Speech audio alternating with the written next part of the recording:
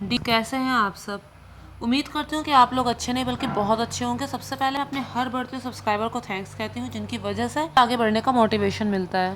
Friends, यहाँ पर मैं एक वर्ड बार बार यूज़ करूँगी, वो वर्ड है AQI। क्या होता है AQI? इसका मतलब होता है एयर क्वालिटी इंडेक्स। तो फ्रेंड्स, एयर क्वालिटी इंडेक्स की वजह से के माध्यम से ये पता लगाया जा सकता है कि जो एयर है उसमें पॉल्यूशन की मात्रा कितनी है। कभी भी कोई मूवी दिखाई जाती है तो सबसे पहले एक ऐड दिखाया जाता है कि जो आम आदमी का फेफड़ा है वो इस तरह का है और जो धूम्रपान करते हैं, तंबाकू खाते हैं, उनका फेफड़ा इस तरह का है। अगर एक धूम्रपान करने वाले के फेफड़े को निचोड़ा जाए तो उसमें से इतनी मात्रा में पॉल्यूशन निकलेगा, इतनी मात्रा में धुआं निकलेगा, इतनी मात्रा में जहर निकलेगा जो बहुत बीमार करने के लिए काफ़ी है। बहुत से लोग इस सोचकर खुश होते होंगे कि भाई हम तो धूम्रपान करते ही नहीं हैं, हमने कभी सिगरेट नहीं पी, शराब नहीं पी, तो हम तो एक लंबा जीवन जिएंगे। लेकिन ये एक सिर्फ मिसकॉन्सेप्शन बनकर रह गया है। कैसे, इस बारे में हम बात करेंगे। फ्रेंड्स, सब जानते हैं कि दिल्ली की क्या हालत है। वहाँ पे एयर पॉल्यूशन हर साल इसी महीने ज़ोर पकड़ता है। इतना ज़्यादा ज़ोर पकड़ता है कि दिल्ली में लगभग लोगों की आयु 10 साल अपने आप ही कम हो चुकी है, ऐसी खराब दूषित हवा में सांस ले लेकर। और सबसे ज़्यादा नाश जो हो रहा है ना, वो न्यू बॉर्न का हो रहा है, प्रेग्नेंट लेडीज़ का हो रहा है, और और हो रहा है छोटे बच्चों का, स्कूल जाने वाले बच्चों का। क्यों? क्योंकि जो बड़े होते हैं वो उतनी तेज तेज सांस नहीं लेते जितनी तेज़ी से छोटे बच्चे लेते हैं। उनका सांस लेने का जो तरीका होता है वो बड़ों से अलग होता है। वो ज़्यादा सांस लेते हैं, जल्दी जल्दी सांस लेते हैं। तो जितना ज़्यादा पॉल्यूशन वो सांस के माध्यम से अंदर लेंगे उतने ज़्यादा ही वो और बीमार पड़ेंगे। तो फ्रेंड्स, क्या कारण है कि दिल्ली में इसी महीने में इतना ज़्यादा पॉल्यूशन आ जाता है? फ्रेंड्स, ये जो नॉर्थ का इलाका है, खासतौर पे अगर हम दिल्ली की बात करें तो ये एक प्लेन रीजन है। और ये जो प्लेन रीजन होता है ना, ये दो बाउंड्रीज से घिरा होता है, एक हिमालय की और दूसरी तरफ से अरावली की। इन दोनों बाउंड्रीज के बीच में ये प्लेन रीजन आता है। अब सर्दी के महीने में क्या होता है, जब मानसून ख़त्म हो जाता है, जब मानसून ख़त्म हो जाता है तो तापमान बहुत ज़्यादा ठंडा हो जाता है। तापमान बहुत ज़्यादा ठंडा हो जाता है तो ज़मीनी तापमान भी ठंडा है, ऊपर का तापमान भी ठंडा है। और जो गर्म हवा है, जो एयर पॉल्यूशन है, जिसमें पॉल्यूशन के ढेर सारे कण हैं, वो ऊपर जा ही नहीं पाते, बीच में पैक होकर रह जाते हैं।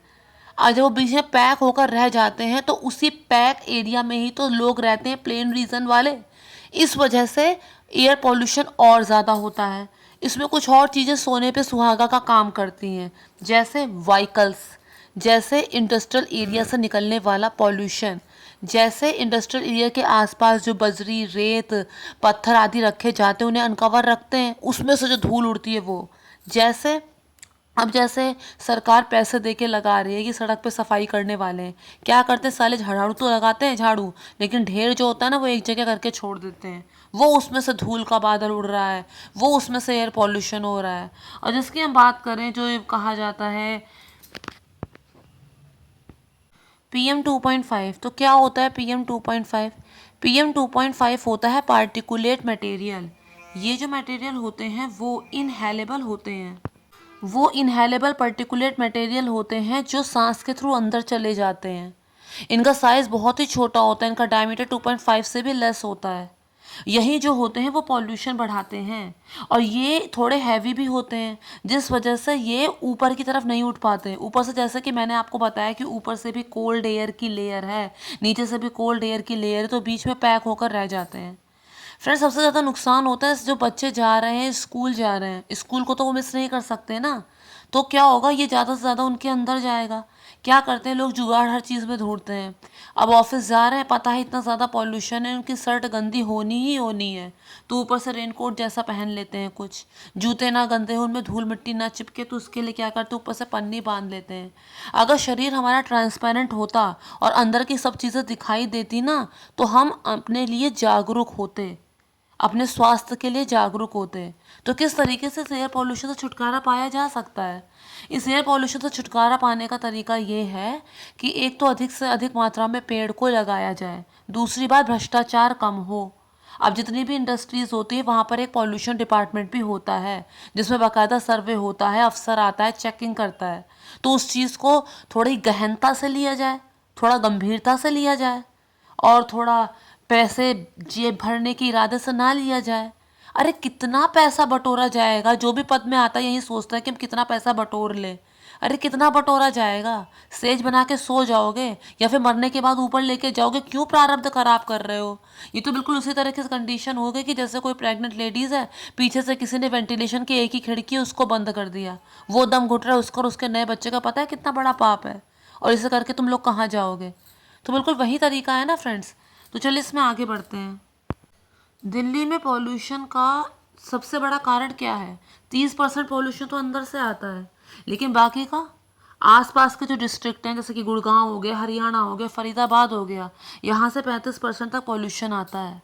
51% जो होता है व्हीकल्स से आता है। 8 से 10% रोड डस्ट को समझ लो। इसके अलावा फ्रेंड्स एक पॉल्यूशन है जो हम अपने घर पे चाहें तो थोड़ा सा रोक सकते हैं। वो पॉल्यूशन क्या है फ्रेंड्स। वो पॉल्यूशन ये है कि जो हम मोमबत्ती जलाते हैं घर के भीतर, जो अगरबत्ती जलाते हैं, वो नहीं करना चाहिए। ये सब सुगंधित धुआं है ना, सूंघने में बहुत अच्छा लग रहा है, लेकिन ये अंदर जो करता है ना, भसड़ मचाता है, उसके बारे में हमें जानना चाहिए। तो फ्रेंड्स भगवान अगर खुश होंगे ना तो हमारी श्रद्धा से खुश होंगे, भक्ति से खुश होंगे, प्रेम भाव से खुश होंगे। मीराबाई कितनी अगरबत्ती जलाती थी, सारा जीवन तो उन्होंने तीर्थाटन में बिता दिया, कितनी अगरबत्तियां उन्होंने जलाई होंगी। संत रैदास ने कितनी अगरबत्तियां जलाई होंगी। मन उनका पवित्र था तो उन्होंने इन सब चीज़ों को नहीं देखा, ध्यान नहीं दिया। तो इस चीज़ को हमें सोचना चाहिए। केवल अगरबत्ती जलाने से ही हमारा हिंदू होने का प्रमाण नहीं है।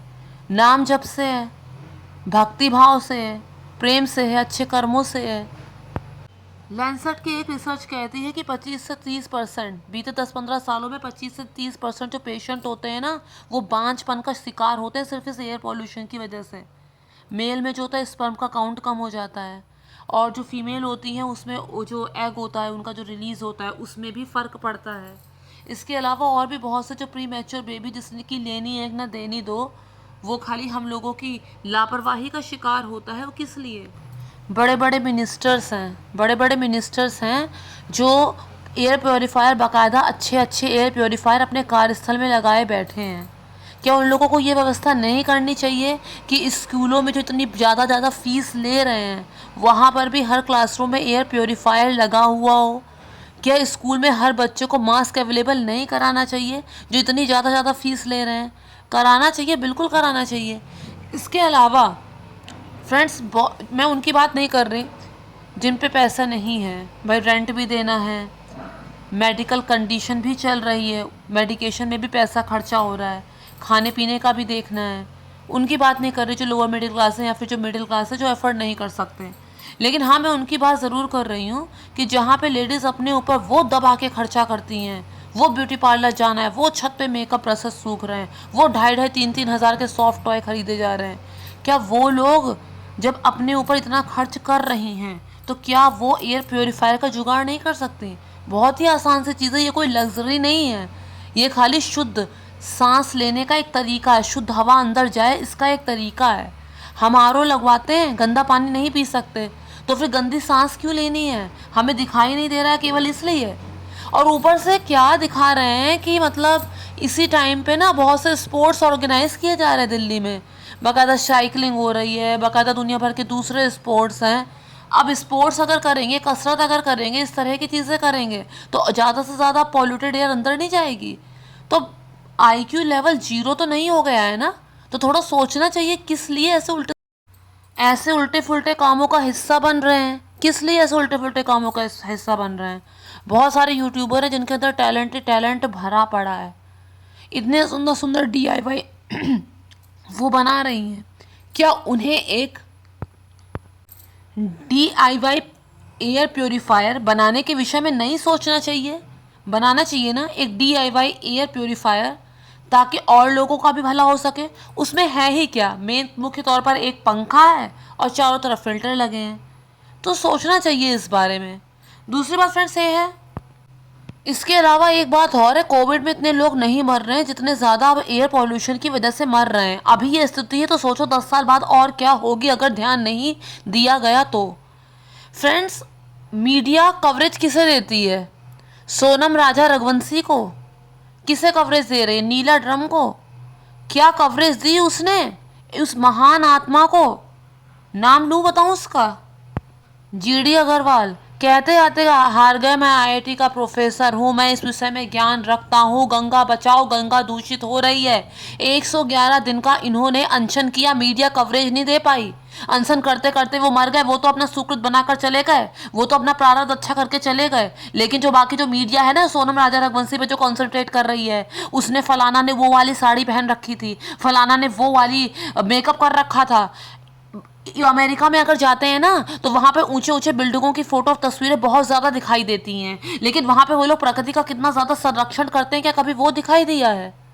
वहाँ पर क्या होता है कि जानवर जो है वो रोड एक्सीडेंट का शिकार ना हो जाए, तो बाकायदा सड़क के ऊपर से ब्रिज बनाई जाती है कि जानवर आराम से उसे पार कर लें। उसमें हरियाली उगाई जाती है, ब्रिज इतनी मजबूत होती है कि कितने भी जानवर उसमें से पार हो जाएं। दूसरी चीज, वहां पर एक वीडियो बहुत ज्यादा वायरल हुआ था कि एक बत्तख जो है वो छोटे छोटे चूजों के साथ रोड क्रॉस कर रही थी। 15 मिनट के लिए इधर का ट्रैफिक बंद, 15 मिनट के लिए उधर का ट्रैफिक बंद। इतना प्यार करते हैं वो लोग जीव जंतुओं से, अपनी प्रकृति से, ऐसा संरक्षण कर रहे हैं। सीख के तो भारत से ही गए हैं, सीख के तो भारत से ही गए हैं। हमारा जो है देश प्रेम है वो तो खाली गानों तक सीमित रह गया। इतने पावन हैं लोग, यहाँ पत्थर भी पूजे जाते हैं, नदियों को माता कहकर बुलाते थे। माता छोड़ा, माता छोड़ा उन्हें। एक समय था कि गंगा का जल आचमन लिया जाता था, दूध जैसे गुण रखता था, साधु संत उसे पीते थे। लेकिन अब है पीने लायक? नहीं है ना। वहां पे तो लोग नदियों का भी बहुत संरक्षण कर रहे हैं। हम लोग कर रहे हैं क्या? कर रहे हैं क्या हम लोग? गंगोत्री से लेकर इलाहाबाद तक पहुंचने तक गंगा क्यों इतनी दूषित हो जाती है? क्यों नहीं ध्यान दिया जा रहा है इस चीज पर? क्यों नहीं लोग आगे आ रहे हैं? क्यों नहीं नॉन गवर्नमेंट ऑर्गेनाइजेशन इस विषय में काम कर रही है? क्यों नहीं सरकार इस विषय में काम कर रही है? अपनी सुरक्षा अपने हाथ है, हम लोग तो करेंगे ही करेंगे, लेकिन सरकार को भी तो एक बड़ा स्टेप उठाना चाहिए।